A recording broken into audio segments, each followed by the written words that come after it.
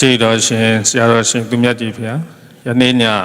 သာသနာတော်နှစ်2569နှစ်ကောဇာတက္ကရာ1385ခုနှစ်တတိညိုလာဇန်17ရက်2023ခုနှစ်အောက်တိုဘာလ25ရက်ဗုဒ္ဓဟူးနေ့ညဓမ္မဒါနကုသိုလ်ရှင်မိသားစု80မှစုပေါင်းဆင်ရင်ကျင်းပပြုလုပ်အပ်သောအွန်လိုင်းဓမ္မသဘင်နှင့်ဆက်လျင်၍ကြည်တော်ရှင်ပါမောက္ခချုပ်ဆရာတော်ဘုရားကြီးမှတရားဒေသနာတော်များဟောကြားခြင်းဖြင့်ပေးသနာတော်မူပါယံဖျားတွေ့တော်ခြေတော်သောဥခိုက်၍ယုသေးစွာလျှောက်ထားအပ်ပါသည်ဗျာ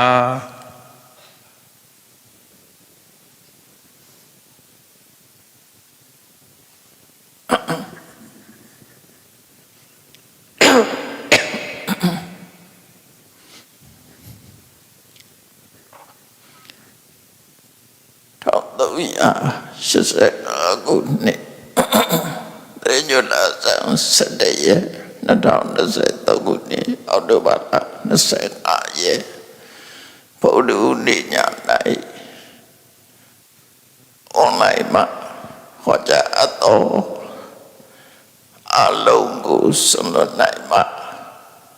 ဆင်းရဲဒုက္ခကုန်ပြီအကြောင်းတရားဒေသနာတော်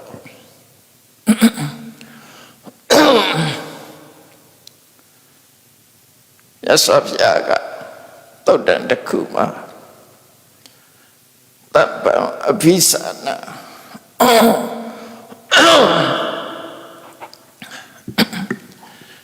အလုံးကိုသိရမယ်တပ္ပံအဘိသနာအလုံးကိုသိရမယ်တပ္ပံပရိဇာနာအလုံးကိုပိုင်းခြားသိနိုင်ရမယ်တပ္ပံဝိရတယဝိရာစယအလုံးပေါ်မှာတွေ့တာမှုကင်းရှင်းစေရမယ်တပ္ပံပါဇဟံအလုံးကိုဆွလွတ်နိုင်ရမယ်အဲ့ဒါမှဘဘောဒုက္ခခရယဆင်းရဲဒုက္ခကုန်ဆုံးဖို့အတွက်ဖြစ်နိုင်မယ်ဆိုတော့ကမြတ်စွာဘုရားသာသနာတော်မှာဘုရားဟောကြားတဲ့တရားတွေကတန်တရားတွေမှာကြုံတွေ့ရတဲ့ဆင်းရဲဒုက္ခတွေကိုအဆုံးသတ်ဖို့ပဲဖြစ်တယ်ပေါ့နော်အဆုံးသတ်ဖို့ဖြစ်တယ်အဲ့ဒုက္ခတွေကိုအဆုံးသတ်ဖို့ဆိုလို့ရှိရင်တော့အလုံးကိုသိရမယ်အလုံးကိုဆွလွတ်နိုင်ရမယ်ဒီလိုဆိုလိုတာနော်အလုံးကိုမဆွလွတ်နိုင်သေးဘူးဆိုရင်ဒုက္ခကုန်မှုမရသေးဘူးအဲ့တော့ဒီနေရာမှာဒုက္ခဆိုတာဘာကိုပြောတာလဲဆိုသင်္ခါရတရားတွေကိုပြောတာ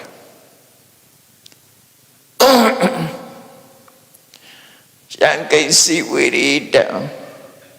သဗ္ဗတမေသဗ္ဗံဒုက္ခဝိရိတခံစားချက်အလုံးဟာဒုက္ခတနည်းအားဖြင့်ပြောမယ်ဆိုရင်သဗ္ဗေသင်္ခါရဒုက္ခတန်တရားထဲမှာရှိတဲ့သင်္ခါရတရားတွေမှန်သမျှဒုက္ခပဲဒုက္ခသစ္စာ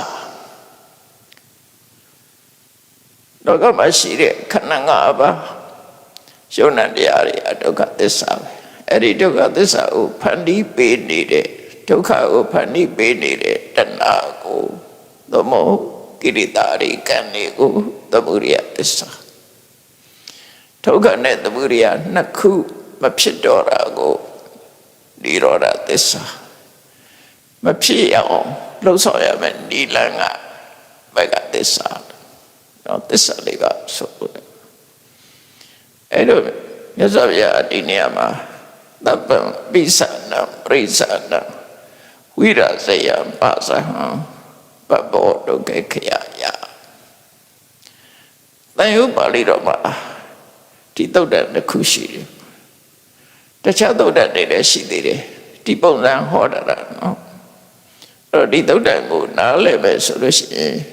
ဝိပဿနာလုပ်ငန်းစဉ်ကိုမြတ်စွာဘုရားဟောတာပဲဖြစ်တယ်အဲ့တော့မြတ်စွာဘုရားဟောတာတဲ့ဝိပဿနာလုပ်ငန်းစဉ်တွေအများကြီးပဲသုတ်တန်တွေမှာရှုမှတ်ရမယ့်တရားတွေကလည်းပဲအကုန်လုံးတိတိကျကျဟောကြားထားတာဖြစ်တယ်အဲ့တော့တပ္ပံပိသနာအလုံးကိုအမှန်ကန်သိရမယ်တပ္ပံပရိသနာအလုံးကိုပိုင်းခြားသိရမယ်တ ဗ္ဗဝိရာဇယအလုံးပေါ်မှာတွေ့တာမှုပြတ်စေရမယ်တဗ္ဗအဘိပါဇဟံအလုံးကိုဆိုလို့နိုင်ရမယ်ဓမ္မတာပပ္ပောဒုက္ခခယယဒုက္ခကုံဆုံးမှဖြစ်နိုင်တယ်လို့ဆိုလို့ပေါ့နော်အဲ့တော့ဒါတွေမသိသေးသမျှမစွန့်လွတ်နိုင်သေးသမျှဒုက္ခကုံဆုံးတဲ့ဒုက္ခនិရောဓဒုက္ခခယဆိုတာဒုက္ခនិရောဓပဲဒုက္ခនិရောဓဆိုတာနိဗ္ဗာန်ပဲလေဆိုလိုတာကနိဗ္ဗာန်ရောက်ချင်ဒါရိစွန့်လို့ရမယ်လို့ပြောတာလူတွေကတမ္မာအပြင်သာဘုန်းကြီးတို့တွေဣရမေပုံညာနိဗ္ဗာန်တပစ္စယောလူနိဗ္ဗာန်ရဲ့ထောက်ကူဖြစ်ပါစေလို့ဆုတောင်းနေကြတာဖြစ်တော့လည်းပဲနိဗ္ဗာန်ရဲ့သဘာဝကိုသိဖို့လိုတယ်ပေါ့ဒုက္ခကုံဆုံးသွားတာနိဗ္ဗာန်ပဲသစ္စာလေးပါးနဲ့ပြောလို့ရှိရင်သတ္တရားထဲမှာဒုက္ခထိုဒုက္ခကိုဖြစ်စေတဲ့အကြောင်းတရားကဒုက္ခသမုဒယအဲ့ဒီနှစ်ခုနဲ့ပဲနေကြတာဒုက္ခနဲ့ဒုက္ခသမုဒယနဲ့နေကြတာဒါကြောင့်ဒါကိုပဝတ္တိသစ္စာလို့ခေါ်တယ်သံဃာထဲမှာဖြစ်နေတဲ့သစ္စာလူတိုင်းဟာဘာရတာတော့ဆိုဒုက္ခရတာ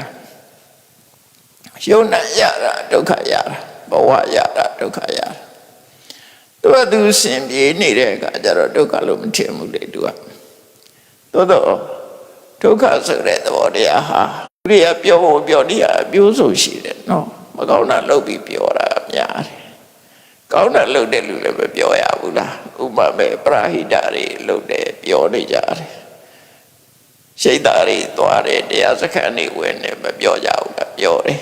တရားပွဲတွေသွားနာတယ်တရားနာတယ်မပြောဘူးလားပြောတာပဲဒိတာတွေလေပြောတဲ့စိတ်တော့ရှိတာပေါ့ပြင်းပဲလုပ်နေစိတ်ကြည်နတ်နေတယ်ပြောရဲဆိုတာစိတ်ချမ်းသာမှုရနေတာပဲရှင်ပြေးနေတာအဲ့တော့မြတ်စွာဘုရားတတိပေးတာကကာမဂုဏ်အာယုန်နေနဲ့မပြောဖို့ပဲတတိပေးတာကာမဂုဏ်အာယုန်နေနဲ့ပြောလို့ရှိရင်ကိလေသာတွေလွှမ်းမိုးမှုခံရမယ်ကိလေသာလွှမ်းမိုးထားတဲ့စိတ်ဟာဘယ်တော့မှအမှန်ကမသိတော့ကိလေသာတွေရဲ့ချုပ်ကိုက်မှုအောက်ရောက်သွားတဲ့ပုဂ္ဂိုလ်ရဲ့စိတ်ဟာအသိဉာဏ်ကင်းမဲ့သွားတယ်အသိဉာဏ်ကင်းမဲ့သွားသည့်အတွက်ကြောင့်သူလုံးသမျှအလုံးတွေဟာကုသိုလ်ဆိုတာပဲဖြစ်တော့အကုသိုလ်တွေရလာအကုသိုလ်တွေပဲဖြစ်လာအဲ့ဒါကဆိုကြပေးတာနော်အကုသိုလ်ဖြစ်မှာဖြစ်မဲ့လမ်းကိုရောက်သွားနိုင်တယ်ပေါ့ဒါကြောင့်မလို့အကုသိုလ်နဲ့မပြောမိအောင်မြတ်စွာဘုရားအတ္တိပေးတာပဲဖြစ်တယ်တတိဝတ္တကတတိကိုလွတ်မထားနဲ့ကိုယ်ဝအခြေအနေကိုယ်ကိုသိနေအကုသိုလ်နဲ့မပြောနဲ့ကုသိုလ်နဲ့ပြောလို့ရတယ်စိတ်ကောင်းနှလုံးကောင်းနဲ့ကောင်းတဲ့အလုပ်တွေကိုပြောလုပ်ပြီးတော့ပြောနေကြတယ်လူတွေသူတို့လည်းပြောတာပဲလေအဲ့တော့စိတ်ချမ်းသာမှုရတာကိုပြောတာလို့ခေါ်တာပဲအဲ့ဒီမှာအဲ့ဒါကိုရွေးချယ်ပြီးတော့တတိနဲ့နေပြီးတော့ပြောတာဟိုစိတ်ညစ်နေတာကိုပြောတာမဟုတ်ဘူးနော်လူတိုင်းဟာစိတ်ညစ်တယ်ဆိုတာရှိမယ်ခဏပဲလေပြီးရင်တော့တစ်ခုနဲ့တော့ပြောအောင်အဲ့တော့ဓမ္မရတိလို့ခေါ်တဲ့တရားနဲ့ပြောပွေမှုကာမရတိဆိုတဲ့ကာမဂုဏ်အာယုန်တွေနဲ့ပြောမှုအဲ့ဒီပြောမှုနှစ်ခုတည်းပဲတပ္ပရတံရတိဓမ္မရတိစိနာတိဓမ္မရတိဆိုတဲ့တရားနဲ့ပြောမှုကပြောမှုအလုံးကိုလွန်ချိုအနိုင်ယူနိုင်တယ်လို့ဆိုလို့တယ်။ဘာလို့လဲဆိုတော့ပြစ်ကင်းတာနော်ထာဝရပြောနိုင်သွားတယ်။ကျန်တဲ့ကာမဂုဏ်အာယုန်နေနဲ့ပြောတာကစိတ်ညစ်စရာပါလာတဲ့နောက်ကပြောပြီးတော့စိတ်ညစ်စရာပါလာတယ်။ဥပမာဖဲရိုက်ပြီးတော့ပြောတယ်အရက်တောက်ပြီးတော့ပြောတယ်။မကောင်းတဲ့ဒုစရိုက်တွေနဲ့ပြောတယ်။ပြီးရင်နောက်ကပြဿနာတက်ဖဲရိုက်လို့ဖဲနိုင်တာပြောတယ်ဖဲရှုံးပြီဆိုရင်ဖဲနိုင်တယ်ဆိုတဲ့ကမှာရှုံးတဲ့ကောင်ကဒုက္ခပေးတတ်တယ်နော်အပြောကြီးမရနိုင်ဘူးသူကတော့ဖဲဆိုင်ရှုံးတဲ့လဲကြတော့လဲဆင်းရဲဒုက္ခကြောင့်အရက်တောက်တယ်တောက်တော့ပြောကြတယ်ရံဖြစ်ကြတယ်ကွဲကြပြဲကြတူတတ်မှုတွေဖြစ်သူတို့ပြောရွှေ့မှု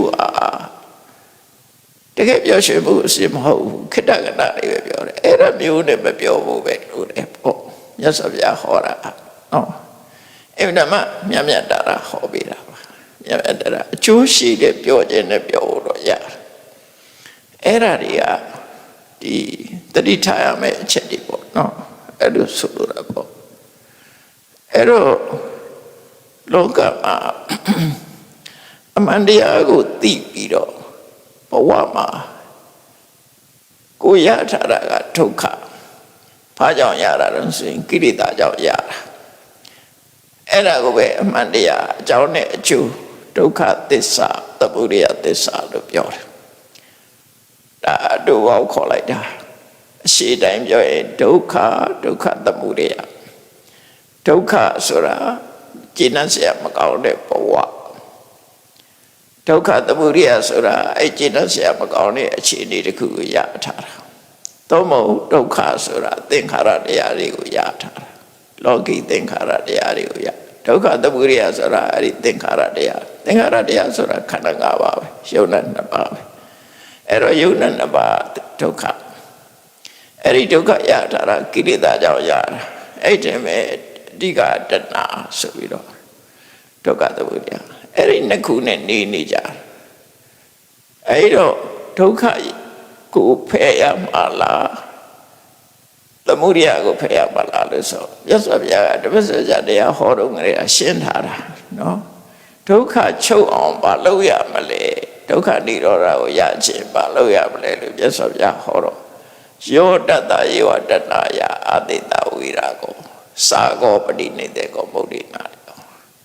ဒုက္ခကိုဖြစ်ပေါ်စေတဲ့တဏှာကိုပယ်ပါလို့ပြောလိုက်တာအကြောင်းတရားကိုတတ်မှတ်အကျိုးရရတယ်နော်ယောဂပြောက်ခြင်းယောဂဖြစ်ခြင်းအကြောင်းပဲရှာရမှာဖြစ်တယ်ရှာပြီးတော့ယောဂဖြစ်စေတဲ့အကြောင်းကိုဖယ်ရှားမှယောဂဆောက်ပြောက်တယ်အဲ့လိုဆိုလို့ပေါ့နော်အကြောင်းကိုပဲဖယ်ရှားတာအကြောင်းကိုဖယ်ရှားလိုက်ရင်အကျိုးကလို့အကြောင်းနဲ့အကျိုးဆိုတာတွဲဖက်တာပဲအမြဲတမ်းအဲတွဲဖက်နေတဲ့နေရာမှာဥပမာတပည့်ကြီးတွေပဲကအရေးထိုးနေတယ်နေဘူးမရဘူးအဲ့ဒီအရေးကိုမလို့ခြင်းဘူးတပည့်မလဲပဲနဲ့အရေးကတော့ရှိနေမှာပဲနော်တပည့်ခေါ်လိုက်ပါအရေးကပြောင်းအရေးမလို့ခြင်းဘူးတပည့်တော့လို့ခြင်းတယ်ဆိုမရဘူးအဲ့တော့တပည့်ကထိုးနေတဲ့အရေးဆိုဒီတပည့်ကိုပဲခေါ်ရဖြစ်တယ်အဲ့တော့ပဲပေါ့နော်ဒုက္ခကိုပေးနေတဲ့ကိလေသာသမုဒယအကြောင်းတရားတွေကိုဖယ်ရှားလိုက်ပါဒုက္ခဆိုငြိမ်းသွားတယ်အဲ့ဒီဒုက္ခငြိမ်းတဲ့အနေထားတခုကိုဒုက္ခនិရောဓလို့ခေါ်တာအဲ့ဒီဒုက္ခនិရောဓရောက်ဖို့နိလန်ကတော့ဒုက္ခនិရောဓကပိတိပฏิပဒါဆိုတဲ့ကျင့်စဉ်တစ်ခုပဲအခုဒီသုတ်တန်ဟောတာမြတ်စွာဘုရားအဲ့ဒီကျင့်စဉ်ကိုဟောတာနော်ဘယ်လိုပဲဖြစ်ဖြစ်ဒုက္ခခရလို့ခေါ်တဲ့သင်္ခါရဒုက္ခတွေအလုံးကုန်ဆုံးတဲ့သို့မဟုတ်ဘဝမှာဘဝဒုက္ခဝတ္တဒုက္ခကိလေသာဒုက္ခဆိုလူမှာပြဿနာတွေကိုဖြစ်ပေါ်စေတတ်တဲ့ဒုက္ခမှန်သမျှကုန်ဆုံးဖို့အတွက်ကအလုံးရမလဲတပ္ပံအပိသနာအလုံးကိုသိအောင်ကြိုးစားတယ်တပ္ပံပရိသနာအလုံးကိုပိုင်းခြားသိအောင်ကြိုးစားလို့ဆိုစကလုံးလေးကကျဉ်းကျဉ်းလေးပဲအပိသနာဆိုတာဘာကိုပြောတာလဲနော်အပိသနာရဲ့အဓိပ္ပာယ်ကအဘိထူသောဉာဏ်ဖြင့်ဇာနာသိရမယ်အလုံးကိုထူသောဉာဏ်ဖြင့်သိရမယ်အဲ့ဒါဘာပြောတာတော့ဆိုဝိပဿနာတရားထုတ်တဲ့ကမှာညာတပရိညာဆိုတာရှိတယ်အဲ့ညာတပရိညာကိုပြောတာညာတပရိညာဆိုတာအလုံးဆိုတာရှုပ်တရားနံတရားဒီနေရာမှာအလုံးဆိုတာဒီအလုံးဆိုတဲ့စကားနဲ့ပတ်သက်ပြီးတော့သိရအလုံးဆိုတာဘာကိုပြောတာလဲတပ္ပဆိုတဲ့စကားလုံးကိုသုံးတယ်မြတ်စွာဘုရားတပ္ပအလုံးစုံအလုံးဆိုတာ၄မျိုးရှိတယ်တဲ့နော်အလုံးလို့ပြောတဲ့အခါမှာ၄မျိုးခွဲခြားနားလဲရမယ်၄မျိုးကဘာလို့ဆိုတပ္ပကိုနှစ်ထပ်ကွာပြောလိုက်တာတပ္ပ အလုံးနဲ့အလုံးအကျယ်ဆုံးအလုံးအကျုံးမဝင်တာတစ်ခုမှမရှိဘူးအလုံးနော်တပ္ပတပ္ပဆိုတာအလုံးတွေကိုခြုံထားတဲ့အလုံးအကုန်လုံးကျော်ဝင်တယ်အဲ့ဒီတပ္ပတပ္ပဆိုတာဘာလို့ဆိုရင်သဗ္ဗညုတဉာဏ်ရဲ့အာယုံဖြစ်တဲ့ညီရဓမ္မအလုံးကိုဆိုလို့တယ်အဲ့တပ္ပကြတော့အဲ့ဒါကြတော့သဗ္ဗညုတဉာဏ်နဲ့ပါအလုံးဆိုတာသိနိုင်တယ်ဒါမို့လောကဆိုတာအကုန်လုံးသိတဲ့လူဆိုတာဘုရားမှာတပါမရှိဘူးနော်အကုန်လုံးသိတယ်တပ္ပနေယယံကိစီနေယတပ္ပတပ္ပသိเสียအရာခတ်သိမ်းအလုံးတပ္ပတပ္ပလို့ခေါ်တယ်အဲ့ဒါကတပ္ပတစ်ခုနောက်တစ်ခုကတော့စတုပုမကဓမ္မဘုံ၄ပါးဆိုတာဘာပြောတာတော့ဆိုကာမဘုံရူပဘုံအရူပဘုံလောကုတ္တရာဝဋ္ဌဘုံနော်စတုပုမကစာဘုံ၄ပါးလို့ပြောတာဘုံ၄ပါးဆိုအကုန်မိ၄ပါးမှမရှိတော့ကာမဘုံရဲ့ရူပဘုံရဲ့အရူပဘုံရဲ့လောကုတ္တရာဝဋ္ဌဘုံရဲ့အဲ့ဒီဟာကိုအာယတနတပ္ပလို့ခေါ်တယ်နောက်တစ်ခုကတေပုမကဓမ္မလောကုတ္တရာမပါဘူးဘုံသုံးခုနဲ့ဖြစ်တဲ့တရားဟုသမျှဘုံသုံးပါး၌ဖြစ်တဲ့တရားဟုသမျှဘုံသုံးပါးဆိုတာကာမဘုံရူပဘုံအရူပဘုံတေပုမဆိုတာအဲ့ဒါနော်ဘုံသုံးပါးမှာဖြစ်တဲ့တရားအဲ့ဒီတရားအလုံးကိုတက္ကယတပ္ပလို့ခေါ်တယ်တက္ကယတပ္ပခဏရှိတဲ့တပ္ပအလုံးနောက်ဆုံးတစ်ခုကတော့ဘာလို့ပိစ္ဆာရမဏမတ္တာအာယု၅ပါးရူပယုတတ္တယုကန္တယုရတ္တယုဖုဒ္ဓဘာယုဆိုတဲ့အာယု၅ပါးနော်ကာမဂုဏ်အာယု၅မျိုးအစဉ်တန်နာရတာအထိတွေ့အဲ့ဒါကိုပဋိသတပ္ပလို့ခေါ်တယ်ပရိသဆိုတာအကုန်လုံးမဟုတ်ဘူးအစိပ်ပိုင်းတစ်ခုလို့ပြောတာနော်အဲ့လိုပြောတာအဲ့တော့မြတ်စွာဘုရားကဒေသနာတော်တွေမှာတပ္ပံလို့ပြောလိုက်လို့ရှိရင်ဘယ်တပ္ပလဲဒါရွေးချယ်ရမယ်နော်အခုဒီသုတ္တမှာတပ္ပံလို့ပြောလိုက်တာဘာကိုပြောတာတော့ဆိုပုဂ္ဂိုလ်တရားအနေနဲ့အကုန်လုံးသိနိုင်လားလို့ဆိုအကုန်လုံးတော့မသိနိုင်ဘူးသိပြီးတော့အဓိကကတော့ကိလေသာပယ်ဖို့ပဲဒါတွေပေါ်မှာကိလေသာကုန်ရမယ်လို့ပြောတာနော်အကုန်လုံးအသေးစိတ်သိဖို့ဆိုတာတော့ဝိပဿနာကိုအလုံးရှုနိုင်တယ်ဆိုတာရှင်သာရိပုတ္တရာပဲရှုတာဒါရှင်သာရိပုတ္တရာတောင်ကြံနေသေးတယ်နော်ဒေဝတဉာဏတဉာဏကြတော့အနုပါဒနဲ့ရှုတာအနုပဒဝိပဿနာဆိုတာရှိတယ်ရှင်သာရိပုတ္တရာကျန်တဲ့ပုဂ္ဂိုလ်တွေကတစ်စိတ်တစ်ပိုင်းမဲ့ရှုပြီးတော့ကျန်တဲ့တွေကထိုနည်း၎င်းနဲ့ပါသွားတာအကုန်သိဘယ်မှာသိကိလေသာလွတ်ဖို့ပဲအဓိကပဲဒီနေရာကသိပြီးတော့ကိလေသာပြုတ်သွားရင်နောက်တစ်နေရာလည်းပြုတ်တာပဲနော်နောက်တစ်နေရာလည်းပြုတ်တယ်အဲ့ဒါကြောင့်မလို့ဒီနေရာမှာရည်ညွှန်းတာမြတ်စွာဘုရားကတပ္ပံအဘိဇာနိတပ္ပံအာရဏဆိုတဲ့အလုံးစုံအာရဏတပ္ပကို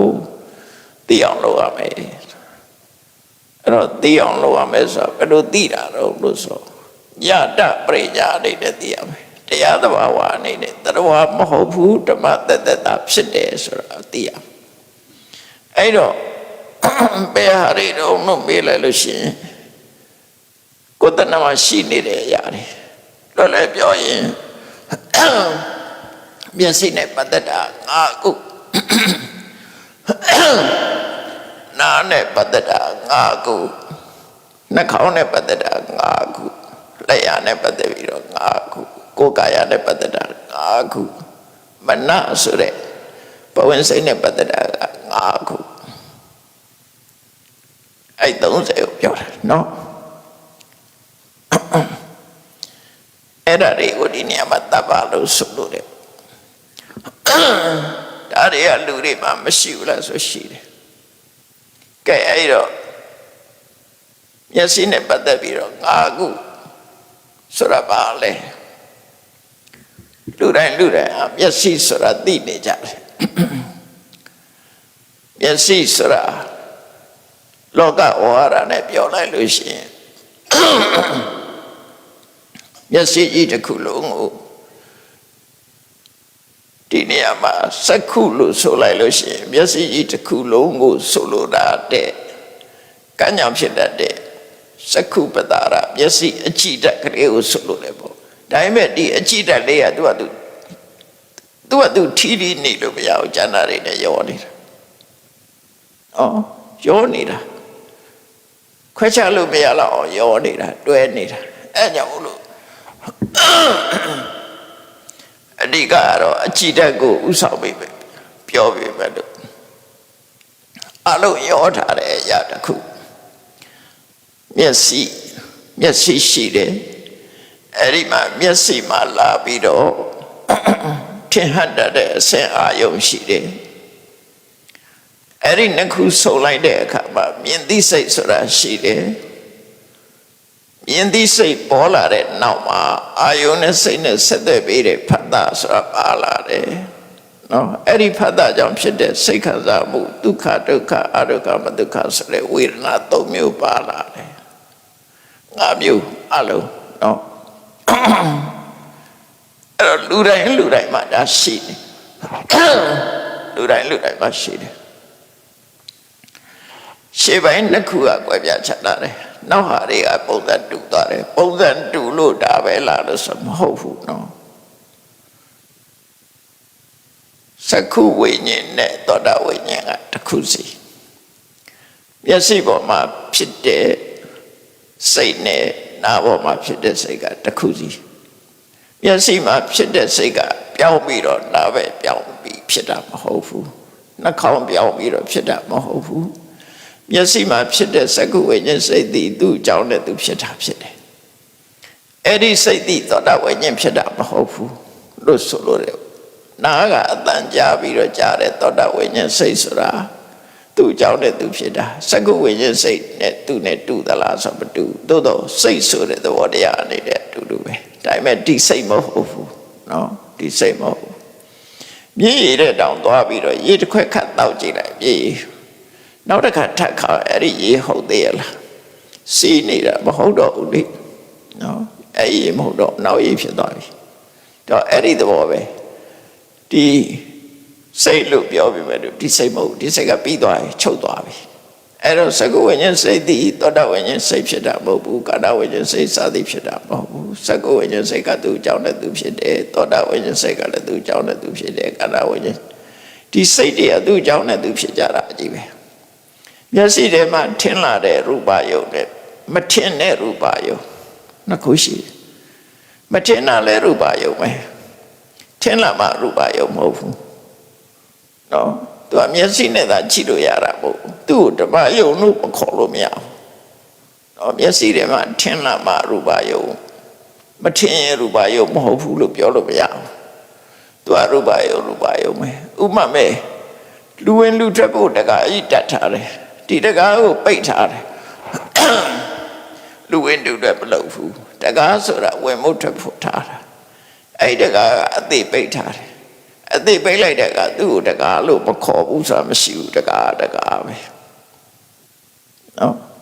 တကားဆိုတဲ့နာမည်ပြတ်သွားဘူးသူကလှုပ်သည်ဖြစ်စေမလှုပ်သည်ဖြစ်စေသူကိစ္စဆောင်ရွက်သည်ဖြစ်စေမဆောင်ရွက်သည်ဖြစ်သည်မျက်စိထဲမှာထင်ဟပ်လာတဲ့အဆင့်အာယုသည်မျက်စိထဲမှာပေါ်သည်ဖြစ်စေမပေါ်သည်ဖြစ်စေအဆင့်အဆင့်ပဲတည်တံ့သည်လို့ဒီလိုဆိုလို့ရပေါ့အဲ့တော့ဝိပဿနာအာယုအနေနဲ့နံပါတ်1ကအလုံးကိုသိရမယ်ဆိုရင်ဘာကိုသိရမှာတော့ဆိုမျက်လုံးကိုသိရမယ်မျက်လုံးထဲမှာထင်ဟပ်လာတဲ့အဆင့်အာယုကိုလည်းသိရမယ်နော်ထိုနှစ်ခုပေါင်းစပ်လာလို့ဖြစ်ပေါ်လာတဲ့စက္ခုဝိညာဉ်စိတ်မြင်သိစိတ်ဆိုတာကိုလည်းသိရမယ်ထိုမြင်သိစိတ်နဲ့အတူဖြစ်လာလို့မြင်သိစိတ်ကိုမိပြီးတော့ရှင်တွဲဖြစ်လာတဲ့ဖတ်တာဆိုတာကိုလည်းသိရမယ်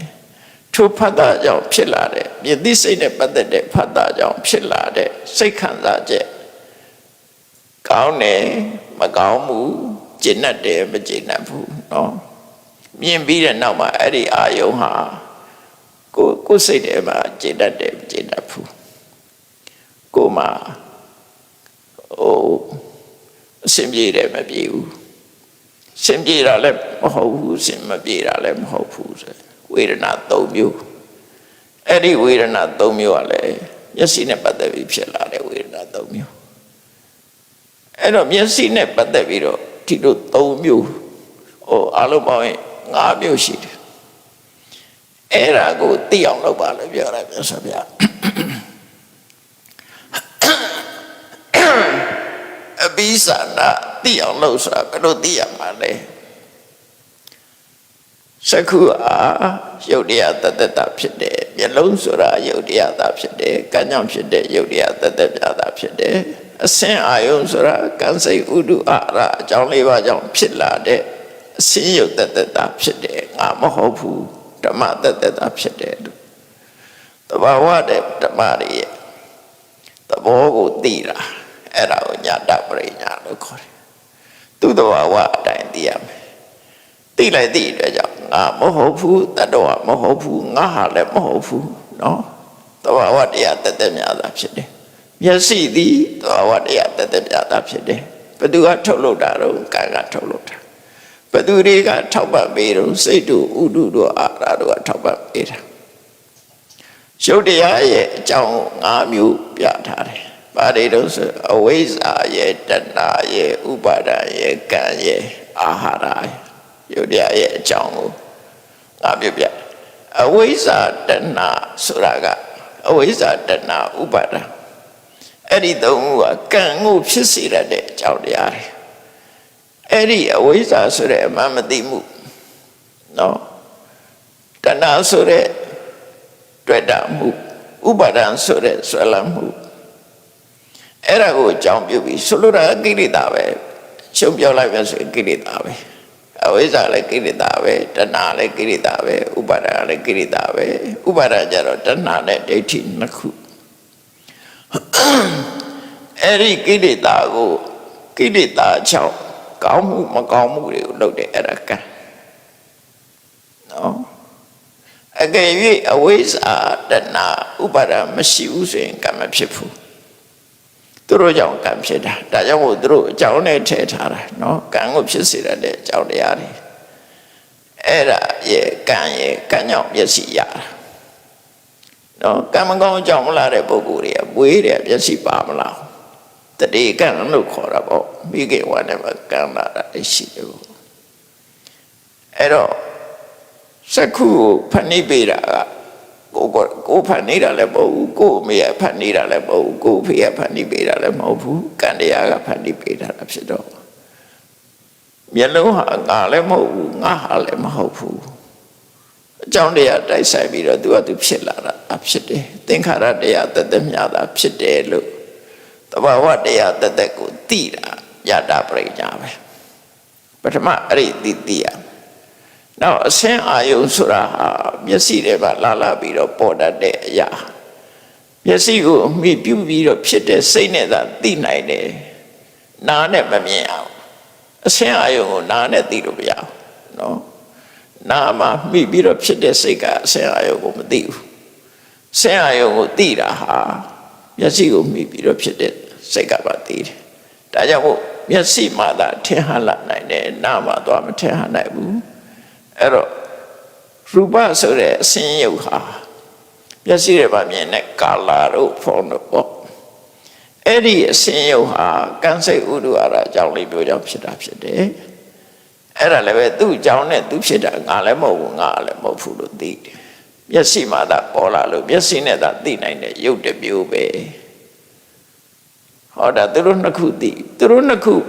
ကိုအမိပြုပြီးတော့နောက်ထပ်ပေါ်လာတဲ့တရားသူတို့မြင်သိစိတ်ကိုစက္ခုဝိညာဉ်လို့ခေါ်တယ်။ဘာကြောင့်စက္ခုဝိညာဉ်လို့ခေါ်တာတော့ဆိုမျက်စိကိုမှီပြီးတော့မျက်စိကထွက်လာသလိုမျက်စိတွေကထွက်လာတဲ့သဘောနဲ့ဖြစ်လာတာမှန်တော့ထွက်လာတာမဟုတ်စီတီးလို့ရှိရင်စီတန်ကြားတယ်ကြားတဲ့အခါအဲ့ဒီတန်ကစီရဲထွက်လာတာလားဆိုမဟုတ်ဘူးနော်စီရဲထွက်လာတာမဟုတ်ဘူးစီတီးတဲ့ဒုက္ခထွက်တာလည်းမဟုတ်ဘူးအပြင်မှာရှိနေတာလည်းမဟုတ်ဘူးစီထဲမှာတူလောင်ထားလို့ထိလိုက်တဲ့ကမြည်လာတာလားအဲ့ဒီလိုလည်းမဟုတ်ဘူးရှိမနေဘူးလို့ဆိုလို့တယ်ပေါ့ မျက်စိထဲမှာမိပြုတဲ့မျက်စိကိုမိပြုပြီးတော့ဖြစ်ပေါ်လာတဲ့စက္ကဝိညာဉ်စိတ်သည်မဖြစ်ခင်ကမျက်စိထဲမှာသူတဏှာရမှာရှိနေသလားမရှိဘူးရှိနေတာမဟုတ်ဘူးအကြောင်းကြောင့်ပေါ်လာတာအဲ့ဒါကိုစိတ်ထဲမှာမရှင်းဘူးဆိုရင်မိချစ်ဖူနဲ့ကြည့်မိချစ်နဲ့ကြည့်လိုက်ဂက်စ်မိချစ်လေးကိုကြည့်လိုက်ဂက်စ်မိချစ်လေးတွေမှာမိရှိလားလူတွေကအိတ်ထောင်နဲ့ထည့်သွားကြတာပဲလေအိတ်ထောင်နဲ့ထည့်သွားပြီးတော့ secret တောက်ချင်တယ်ဆိုလို့ရှိရင်အဲ့ဒီမိချစ်လေးထုတ်ပြီးတော့ချစ်ကြမိဖြစ်ပလားအဲ့တော့မချစ်ခင်ကမိရှိနေလားအဲ့ဒါမရှိဘူးเนาะဖိပြီးတော့လက်နဲ့ချစ်လိုက်တဲ့အခါမှာမိတော့ခလေးဖြစ်လာတာသို့တော့မိဖြစ်နိုင်တဲ့အနေအထားတွေအဲ့ဒါမှရှိတယ်နောက်ထပ်အကြောင်းတစ်ခုပေါင်းစပ်လိုက်တာနဲ့ဖြစ်သွားတယ်နောက်ဥပမာတစ်ခုကြည့်တရက်စီတဲ့မှာတရက်မြစ်ရှိသလားသို့မဟုတ်တရက်ပင်ရှိသလားတရက်အရွက်တွေအကိုင်းခက်တွေရှိသလားတရက်သီးတွေအဲ့ဒါမှရှိလားမရှိဘူးအစိပဲရှိတယ်အဲ့ဒီအစိတွေကမရှိဘဲနဲ့ဘယ်လိုထွက်လာဟိုစဉ်းစားကြည့်ရပါပြောတာတော့မျက်စိထဲမှာမြင်သိစိတ်မရှိဘူးဆိုတာအဲ့ဒီဥပမာနဲ့ကိုနားလည်အောင်ကြည့်ရမယ်ရှိနေတာမဟုတ်ဘူးစီထဲမှာစီတန်ကလည်းရှိနေတာမဟုတ်ဘူးတီးလိုက်လို့ထွက်လာတာဖြစ်တယ်အကြောင်းကြောင့်ဖြစ်တယ်ဆိုတဲ့သဘောကိုပြောတယ်ဒါတခုနားလည်ရင်ကြတာတွေလည်းနားလည်သွားတယ်အဲ့တော့စက္ကဝိညာဉ်စိတ်သည်မျက်စိကိုမှီပြီးတော့ဖြစ်တာတော့ဟုတ်တယ်မျက်စိထဲကထွက်လာတာမဟုတ်ဘူး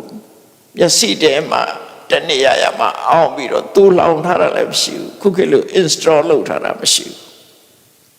နော် install လုပ်ထားတာမရှိဘူးအကြောင်းတိုက်ဆိုင်မှာပေါ်လာတဲ့အရာသာဖြစ်တယ်ပေါ်ပြီးပြောက်သွားတယ်အဲ့တော့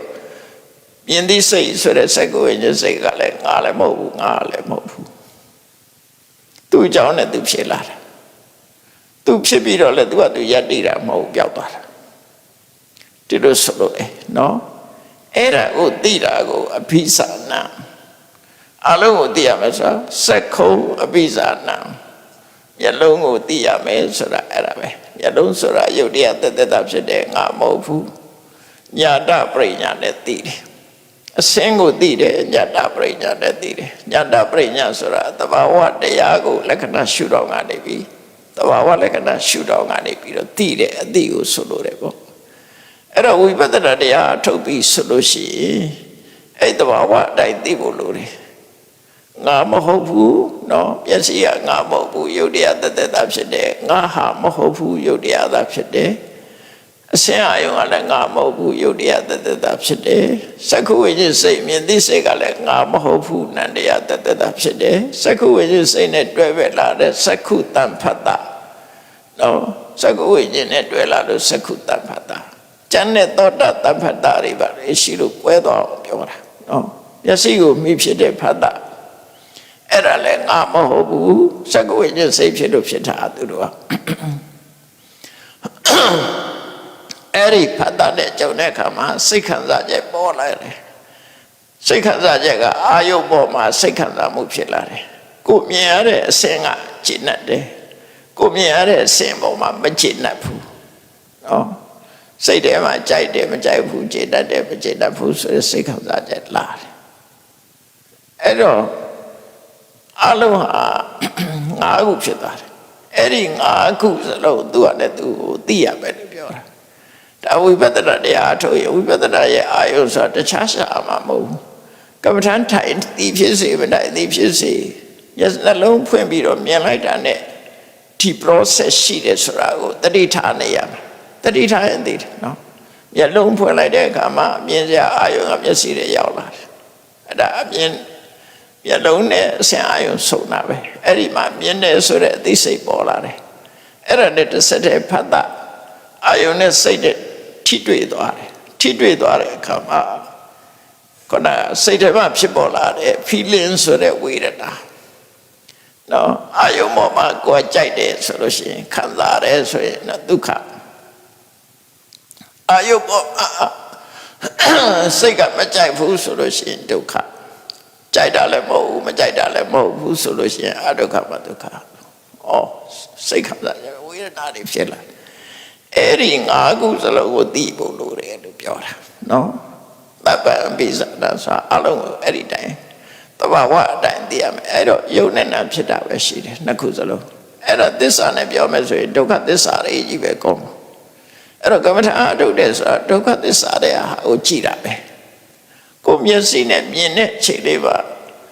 မြင်ရင် process တစ်ခုမှာစိတ်ဖြစ်စဉ်တစ်ခုအတိတ်တိုင်းသွားတာ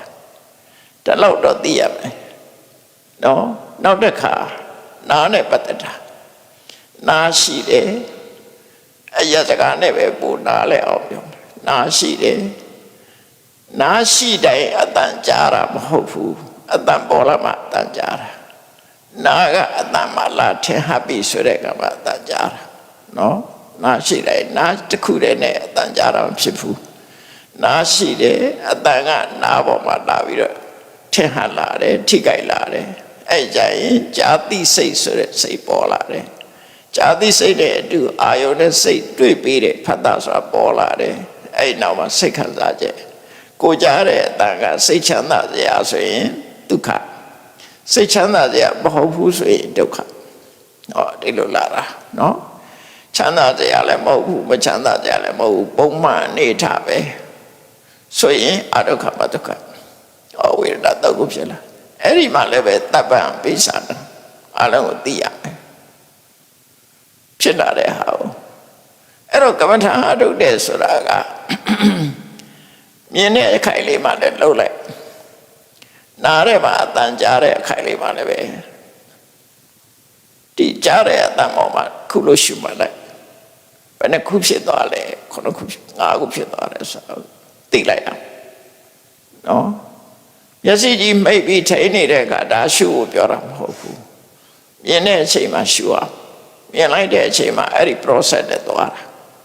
အဲ့တော့တရားဆိုတာပဲတရားမဆိုအထုတ်လို့ရတယ်လို့ပြောတာနော်တရားထိုင်ပြီးတော့မျက်စိမိတ်ပြီးတရားထိုင်နေမှတရားလို့ပြောတာမဟုတ်အဲ့ဒါသမာဓိလောက်တာစိတ်တည်ကြအောင်လောက်တာဝိပဿနာဆိုတာတရားတိုင်းမှာရှုတတိနဲ့ကြည်နေတာတမ္ပဇညာနဲ့ဆင်ញင်နေတာအဲ့ဒါဝိပဿနာပဲစိတ်အလုပ်ပဲဖြစ်တယ်နော်အဲ့ကြောင့်မို့ကမ္မထာဆိုတာအပြည့်လုပ်နေတဲ့သဘောပဲဟိုထေရိကာဆိုတဲ့ထေရိမတယောက်အလောင်းမှာသူအားမတော်တဆအိမ်အောင်ကြာသွားသူအိမ်အောင်မပြုတ်ကြည့်ပဲမတော်တဆအိမ်အောင်ကြာတယ်ဆိုတာရှိသေးတယ်လေမတော်တဆအိမ်အောင်ကြာသွားတော့သူကတရားထုတ်ခြင်းဖះကြောင်သွားပြီးတော့မြဲတဲ့တရားနာတယ်တရားနာရင်သူကသောတာပန်ဖြစ်နေအဲ့သောတာပန်ဖြစ်နေတဲ့ပုဂ္ဂိုလ်ကတရားထုတ်တာမဟုတ်ဘူးမိဖို့ကြောင့်လည်းမှဟင်းချက်တာတော့သူပါမြင်လိုက်တော့ဆိုလို့ရှိရင်ဟင်းရွက်တွေကိုလတ်ဆက်ဆက်တွေရေးသေချာတန့်စဲအောင်ဆေးပြီးတော့ဟင်းရွက်ကိုကြော့မလို့တဲ့ဦးရဲထည့်လိုက်တယ်တဲ့ဦးရဲ့အပူမိရဲ့အောက်ကအပူနဲ့ဟင်းရွက်ကကြော့လိုက်တဲ့အခါခုနကတော့စိမ့်ပြီးတော့လန်းလန်းဆန်းဆန်းဖြစ်တဲ့ဟင်းရွက်တွေကညှို့ကြပါမဲသွားတယ်ခုကိတူတွေရကဆိုရင်မမဲအောင်ချက်တဲ့ဒီရှိသေးတယ်နော်အစိမ့်လေးဖြစ်နေအောင်ချက်တဲ့ဒီရှိအဲ့တော့သူကအဲ့လိုဟင်းရွက်တွေကိုကြော့လိုက်တဲ့အခါမဲသွားတယ်အဲ့ဒါသူမြင်လိုက်တဲ့အခါကျတော့သူပါစဉ်းစားမိလို့ဆိုခုနကလန်းလန်းဆန်းဆန်းစိမ့်ဆုံနေတဲ့ဟင်းရွက်တွေကအခုမဲသွားငါခန္ဓာကိုယ်မှာရှိတဲ့ယုတ်တွေလည်းဒီတိုင်းပဲဗဟိတကိုကြည့်ပြီးတော့အစ္ဆဒကိုပြန်တွေးလိုက်တာနဲ့တပြိုင်တည်းအဲ့ဒီနာမှာဟင်းရွက်ကြော်ရင်ကနေအနာဂတ်ဖြစ်သွားတာရှိလေဝိပဿနာဆိုတာအဲ့ဒါပြောတာနော်ဝိပဿနာလှုပ်တယ်ဆိုတာနေရာတိုင်းမှာလှုပ်လို့ရတယ်ကိုကတတိရှိနေဖို့နဲ့တမာတိတမ္ပဇညာရှိနေဖို့တမာတိတတော့ကြည့်မလို့တမာတိအထုတ်တဲ့ဆိုတာအာယုန်တစ်ခုတည်းပေါ်မှာနေတာဝိပဿနာကအာယုန်တစ်ခုတည်းမှာမဟုတ်ဘူးနော်အာယုန်တစ်ခုတည်းပေါ်မှာယက်ထားတာမဟုတ်ဘူးသို့တော့ကိုယ်စဉ်းစားတဲ့အာယုန်ပေါ်မှာယက်တန်သွားတာလေတမာတိပဲကိုယ်စဉ်းစားနေတဲ့ပေါ်မှာစိတ်ငြိမ်သွားတာလေတမာတိပဲဟိုသမထသမာဓိကြတော့အကြာကြီးထားတာဒါအကြာကြီးထားတာမဟုတ်ဒါကြောင့်မို့ခဏိကသမာဓိလို့ခေါ်တယ်မြင်လိုက်တဲ့အခိုက်ကလေးသိလိုက်တဲ့အခိုက်ကလေးသူသိလိုက်တယ်လေဆိုဟင်းချက်ရင်လေဝိပဿနာတရားအထုတ်ပြီးတော့မဖို့ရသွားကြပတ္တ စာရီတို့ဘာတို့ယဟန္တာဖြစ်တဲ့ဆိုလည်းအဲ့ဒီပုံစံပဲသူတို့ခြေတော့ကိုရေစင်းရေးကနေပြီးတော့ပထမရေတစ်ခွက်လောင်းချလိုက်တယ်ရေစီးကြောင်းရေစီးသွားတယ်ဒုတိယတစ်ခွက်လောင်းလိုက်တယ်ဒုတိယရေစီးကြောင်းကအဲ့ဒီတည်းကျော်သွားတယ်နောက်တစ်ခါတတိယတစ်ခွက်လောင်းလိုက်တဲ့အခါအဲ့ဒါပို့ပြီးတော့ဝေးသွားတယ်အဲ့ဒါကြည့်ပြီးတော့လူဆိုတာပထမအရွယ်မှာလည်းသိတယ်ဒုတိယအရွယ်မှာလည်းသိတယ်တတိယခေါင်းနဲ့ရောက်လာတာဘာမြင့်မြင့်ကောင်းတဲ့ရောက်တာပိစိကဗုဒ္ဓဒီဆိုလို့ရှိရင်သိရကြွေတာကြည့်ပြီးတော့ဝိပဿနာတရားအထုတ်ပြီးတော့ပိစိကဗုဒ္ဓဖြစ်သွားတာလေအဲ့ဒါဘာလို့ဆိုတတိရှိနေတယ်တတိနဲ့အတိရှိနေတာအဲ့တော့ဝိပဿနာနဲ့သမထနဲ့မတူဘူးဆိုတော့တတိထားဖို့လုပ်တယ်ပေါ့နော်သမထဆိုတာတော့အာယုတစ်ခုတည်းပေါ်မှာစိတ်ငြိမ်အောင်လုပ်နေရမယ်တပါးဒီအဲ့ဒါသမထဝိပဿနာဆိုတာတတိနဲ့အသိရှိနေရမယ်ဘာပဲဖြစ်ဖြစ်တခြားတွေးနေတာတတိမဲ့သွားတာပဲကိုတကယ်ဖြစ်နေတာကိုသိနေဖို့လိုတယ်ပေါ့နော်အဲ့ဒါကိုဆိုလိုတာကိုခန္ဓာကိုယ်နဲ့အဝင်ခွင်ကြဖြစ်နေတဲ့အသိထိုင်နေရင်ထိုင်နေတာသိတယ်နော်ထိုင်နေတဲ့အချိန်မှာဖြစ်နေတာကိုသိတယ်လမ်းလျှောက်နေတာကိုသိတယ်ဘာကြောင့်လမ်းလျှောက်မှုဖြစ်တယ်ဆိုတာသိတယ်လမ်းလျှောက်နေတာကိုတခြားတွေလျှောက်တွေးနေတာတတိလို့ပြောတာမဟုတ်ဘူးနော်ဒါမို့ကာယကတတတိဆိုကိုယ်နဲ့ပတ်သက်နေတဲ့တတိကိုပြောတာအဲ့ဒီမှာနားနဲ့ပတ်သက်လာလို့ရှိရင်တော့မြင်တဲ့အခါမှာကြည့်လိုက်တဲ့အခါဟိုလေအတန်တစ်ခုကြားလိုက်ပြီဆိုလို့ရှိရင်နားဆိုတာသိတယ်အတန်ဆိုတာသိတယ်သိလိုက်တယ်နာနဲ့အတန်ဆုံးလို့ဇာတိစိတ်ဖြစ်တယ်ဇာတိစိတ်ဖြစ်လို့ထိတွေ့မှုဖတ်တာဖြစ်တယ်အဲ့ဒီနာမှာနော်ဖတ်တာကိုအကြောင်းပြုပြီးတော့စိတ်ခံစားချက်ဖြစ်တယ်ဒါကနှာခေါင်းနဲ့အနံ့နှာခေါင်းရှိတယ်နှာခေါင်းနဲ့အနံ့ရောက်လာတယ်အများရန်ရောက်နေတာမဟုတ်ဘူးရောက်တဲ့အခါကြည့်ဖို့တော့ရောက်တဲ့အခါမှာဖြစ်ခိုက်ကိုသိအောင်လုပ်လိုက်နှာခေါင်းထဲမှာအနံ့တစ်ခုရတယ်ပန်းနံ့ပဲဖြစ်ဖြစ်အပုပ်နံ့ပဲဖြစ်ဖြစ်ဟောနှာခေါင်းနဲ့အနံ့ဆုံးလိုက်တဲ့အခါမှာအနံ့သိတဲ့စိတ်ဖြစ်လာတယ်ဖတ်တာဖြစ်လာတယ်ပြီးရင်ဝေဒနာဖြစ်လာတယ်နာလိုက်တာဆိုရင်ဒါဒုက္ခဝေဒနာပေါ့မှုေးလိုက်တာဆိုရင်ဒုက္ခဝေဒနာပေါ့ကိုကြိုက်လို့ရှင်ဟောအဲ့ဒီမှာလည်း၅ခုလူတွေကကော်ဖီတောက်လည်းဖြစ်တာပဲလေကော်ဖီတောက်ရင်စဉ်းစားကြည့်မနေ့ breakfast မှာကော်ဖီတောက်တယ်ဆိုတော့ကော်ဖီကြိုက်တဲ့လူတွေကကော်ဖီတောက်တယ်ကော်ဖီတောက်ရင်ပါရင်သိတော့ဆိုခုနအနံ့ရင်သိတယ်ပါစက်နဲ့တိတ်လိုက်တာနဲ့တပြိုင်တည်းကော်ဖီနံလေးကမှုေးလိုက်တာဆိုအဲဒုက္ခဝေဒနာဖြစ်သွားပြီကြားတဲ့ဟာတွေမသိလိုက်ဘူးနော်အဲ့တော့သိရမှာပါတော့ဆိုရင်နှာခေါင်းရယ်ကော်ဖီနံရယ်ပေါင်းစားလိုက်လို့သိတဲ့စိတ်ပေါ်တယ်သိနံသိစိတ်ပေါ်တယ်အဲ့ဒါနဲ့အတူဖတ်တာအာယုနဲ့စိတ်နဲ့ဆက်သက်တာပြီးတဲ့အခါကျတော့မှအနံ့ဒီသုံးခုပေါ်လို့သိတာဒီငါးခုနော်ဒီငါးခုတွေဟာကော်ဖီနံလေးမှုေးလိုက်တာဆိုဒါကတည်းကခုနငါးခုဖြစ်သွားရောအဲ့ဒါပါဇာထဲမရောက်သေးဘူးနော်ကိုစားရင်ကြည့်လိုက်အဲ့ဒါကြောင့်မြတ်စွာဘုရားမုတေမုတ္တပတ္တလို့ခေါ်တာအဲ့ဒါကိုမျက်စိနဲ့နားကတော့ separate ပဲနှာခေါင်းတို့ရှားတို့ကိုယ်ကာယတို့ကြပေါင်းနေတာရောနေတာသူတို့ကအဲ့တော့ကော်ဖီတောက်တာလေးကိုကြည့်အနံ့ကိုယဉ်သိတယ်အဲ့ဒါကပါဇာထဲမှာတောက်ချလိုက်ပြီဆိုတဲ့အခါမှာအရသာသိလားမသိသေးဘူးပါယဉ်သိတယ်ကော်ဖီကြီးကပူလိုက်တာဒါဖုဒ္ဓဘာယုံပဲပူတယ်ဆိုတာနေသောဖုဒ္ဓဘာယုံကော်ဖီကြီးကလည်းအေးနေပြီဒါယဉ်သိတယ်ပူတယ်အေးတယ်ယဉ်သိလိုက်တယ်နော်အဲ့ဒါကိုသတိထားပေးလိုက်တယ်အဲ့ဒါဖုဒ္ဓဘာယုံနဲ့ကာယနော်ကာယပတာရရဲ့ဖုဒ္ဓဘာယုံရဲ့လျှာမှာရှိတဲ့နော်ကာယပတာရရဲ့ဖုဒ္ဓဘာယုံရဲ့ပြီးတော့ထိတိစိတ်ရဲ့ဖတ်တာရဲ့ဝေဒနာရဲ့ဟောပူပူလေးကြိုက်တဲ့လူကအဲ့ဒါကြီးကိုတွေ့တဲ့အခါကျတော့မကြိုက်ဘူးဒုက္ခဝေဒနာနော်အဲ့ဒါမှကြိုက်ပြီးပူတာမကြိုက်တဲ့လူကျတော့ပူတာတွေ့ရင်ဒုက္ခဝေဒနာဟောရှော်လဲ ice coffee တောက်သေးတာကိုအေးလေးတောက်ချင်တဲ့လူကရှိသေးတယ်အဲ့တော့အဲ့ဒီဟာတွေဖြစ်လာတာနောက်တ ဒါပြီးတော့မှအရာသာနော်နောက်ဆုံးကျမှအရာသာလာတာပထမအနံဒုတိယကာယပတ္တရာအထီတွေတတိယကျတော့မှအရာသာလာရှားရဲရောက်တော့ကော်ဖီရတဲ့ခါလိုက်တာကပူချီနိုတို့နော်เอสเปรสโซ่တို့ဆိုရင်ဒါခါရပေါ့ဘာအရာသာခံတာမသိဘူး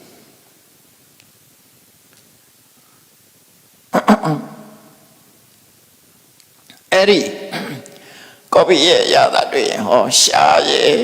အရာသာရဲ့အရာသာတည်တဲ့စိတ်ရဲ့ဖတ်တာရဲ့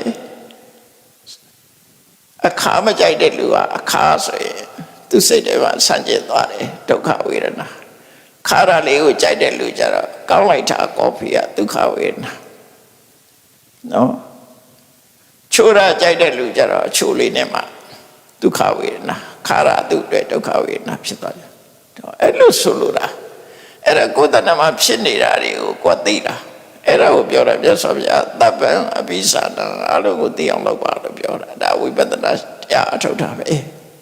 ကော်ဖီတောက်ရင်လည်းအထုတ်လို့ရတယ်ဒါကိုနေပြီပဲနေရာပြည့်အထုတ်လို့ရတယ်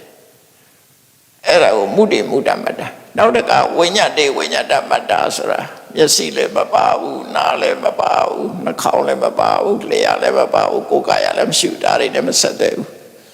စိတ်ကူးရင်စိတ်ထဲမှာပဲဆက်တယ်မနေ့ကအကြောင်းအရာပြန်တွေးတယ်မြင်ခဲ့တာကိုပြန်တွေးတယ်မျက်စိတွေမှာပြန်မြင်လာတယ်နော်အဲ့ဒါရူပယုံမဟုတ်တော့ဘူးဓမ္မယုံမနေ့ကဘယ်သူနဲ့တွေ့ခဲ့တယ်ရံဖြစ်ခဲ့တယ်တော့မဟုတ်သူနဲ့ပြောပါစကားစမိပြောခဲ့တယ်အဲ့ဒါကြည့်ပြီးတော့ပြန်တွေးတာအဲ့ဒါကြတော့မနနဲ့ဓမ္မယုံအတိတ်ဖြစ်သွားပြီမနေ့ကဖြစ်ပြတွေကိုပြန်တွေးတယ်တော့မဟုတ်နှစ်ဖြစ်ငါပါလို့ပဲဆိုပြန်တွေးတယ်နော်စိတ်ရဲ့ကိုတွေးတဲ့အာယုံရဲ့ပြီးရင်တွေ့သိစိတ်ရဲ့ဖတ်တာရဲ့ဝေဒနာရဲ့သူလည်းလာတာပဲကောင်းတာတွေ့ပြီးရင်ဒုက္ခမကောင်းတာတွေ့ပြီးရင်စိတ်ညစ်တယ်ဒုက္ခအဲ့တော့အလုံးဟာကြည့်လိုက်မယ်ဆိုရင်ဒီဣဇတိကာယရဏ6ပါးနဲ့ဘာဟိရယရဏ6ပါးအတွင်းအာယရဏ6ပါးအပြင်အာယရဏ6ပါးနှစ်ခုပေါင်းစပ်လိုက်တဲ့အခါမှာစိတ်တွေဖြစ်လာတယ်ဒါကြောင့်ဘုအာရဏကပြီးစောပိုင်းစိတ်ရဲ့ခြေကအဲ့ပြီးစောပိုင်းဖြစ်လာတဲ့အခါမှာထိတွေ့မှုဆက်သွယ်မှုဆိုတဲ့ဖတ်တာစိတ်ခံစားမှုဆိုတဲ့ဝေဒနာအဲ့လိုဖြစ်လာတယ်အလုံးပေါင်းကိုယ်ခန္ဓာကိုယ်မှာဝိပဿနာတရားရှုဖို့ရစာရင်လည်းဝိပဿနာအထုတ်လို့ရတယ်သွားရင်လည်းအထုတ်လို့ရတယ်ကိုယ့်ကိုယ်တတိကနဲ့ကိုပဲလို့တယ်ဒါကြောင့်မို့လို့တတိဆိုတာအပြည့်ရလိုအပ်တယ်လို့ပြောတာတတိပဋ္ဌာန်တရားဆိုတာအဲ့ဒါကြောင့်တတိပဋ္ဌာန်လို့ပြောတာနော်တတိကမေ့သွားရင်မရတော့ဘူးပေါ့ဒါတွေပဲသိမလဲအဲ့ဒါကိုမြတ်စွာဘုရားပြောတာတပ္ပံအဘိဇာနာအလုံးကိုသိပါပရိဇာနာဆိုတာကြတော့ဒီတဲ့အစင်းမြင့်တဲ့အသိဖြစ်သွားပြီခုနယုတ်တိနန္တိသိပြီးတော့အကြောင်းတရားကိုသိနောက်တစ်ခါပရိဇာတံဆိုတာတိရဏပရိညာကိုပြောတာတိရဏပရိညာဆိုတာမြဲသလားမမြဲဘူးလားဆိုတာကြည်ရမမြဲတာတွေ့တော့မမြဲတာကိုဆုံးဖြတ်နိုင်သွားတယ်အဲ့ဒါတိရဏပရိညာဝိရဇယံပါဇဟံဆိုတာကြတော့ဒီမျက်စိနာနာလျာကာယထင်လာတဲ့အာယုတွေပေါ်မှာတွေ့တာမှုတဏှာကိုဖယ်ရှားလိုက်တယ်မတွေ့တာတော့ဒါတွေသိနေမတွေ့တာတော့အဲ့ဒါတွေပေါ်မှာကျုပ်တရားတက်တာဖြစ်တယ်နန္တရားတက်တာဖြစ်တယ်ဆိုရင်မတွေ့တာတော့အဲ့ဒါကစွန့်လွတ်တာနော်စွန့်လွတ်ထားနိုင်တာအဲ့ဒါကြတော့ပဟာဒပရိညာလို့ခေါ်တယ်ပရိညာ၃ခုဒီမှာတော့အကျေမပြောတော့ဘူးနော်အချိန်လည်းစီးနေလို့အဲ့တော့အဲ့ဒီအလုံးကိုတိမှအလုံးကိုစွန့်လွတ်နိုင်မှဆိုတာအဲ့ဒီအလုံးမှာတွေ့တာတို့မုန်းတိတာတို့အဲ့ဒါတွေကိုစွန့်လွတ်တာပယ်တယ်ဆိုတာသူတို့မျက်စိကိုဖယ်ပြစ်တာမဟုတ်ဘူးနားကိုဖယ်ပြစ်တာမဟုတ်ဘူးအဲ့ဒီပေါ်မှာငါမျက်စိငါနားဆိုတဲ့အတွေ့အတာတွေမရှိတာကိုပြောတာ မျက်စိကလည်းသူကသူဖြစ်တာငါနဲ့လည်းမဆိုင်ဘူးငါလည်းမဟုတ်ငါလည်းမဟုတ်ဘူးဆိုတဲ့အသည့်နဲ့မျက်စိပေါ်မှာတွေ့တာတဲ့တဏှာမုံနေတဲ့တဏှာကိုဆွလွတ်လိုက်ရမယ်အဲ့ဒါတွေကိုဆွလွတ်နိုင်ပြီဆိုတော့မှဒုက္ခကုန်တာဖြစ်နိုင်တယ်လို့မြတ်စွာဘုရားဟောတာဖြစ်တယ်ပေါ့ဒါကြောင့်တရားချက်ကသူတော်စင်ပြိဿပေါင်းတို့ဒီသုဒ္ဓမိတ်မှာဟောလို့ရကအလုံးပေါ်မှာတွေ့တာမှုတွေကိုဆွလွတ်နိုင်မှဒုက္ခဆိုတာကလွတ်နိုင်တယ်ဒုက္ခလွတ်တဲ့ဆိုတာနိဗ္ဗာန်ဆွလွတ်နိုင်မှနိဗ္ဗာန်ကိုရမယ်ဆိုတဲ့သဘောကိုမြတ်စွာဘုရားက message ပေးတာဖြစ်တယ်ဒါကြောင့်ဒီအတိုင်းဝိပဿနာတရားအထုတ်တဲ့အခါမှာတွေ့တာမှုတို့မုံတိမှုတို့ကင်းလို့အောင်ကြိုးစားအထုတ်နိုင်ကြပါစေကုန်သတည်း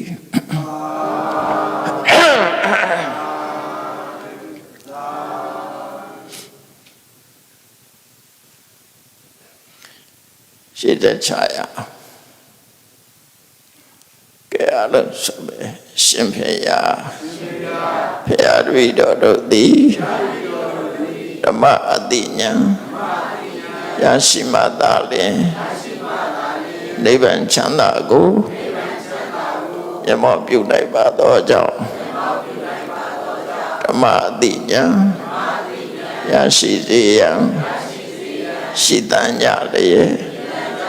ဓမ္မတပင်ဆင်းခြင်းပါပြုလုပ်ကြ၍အဘဒဒါန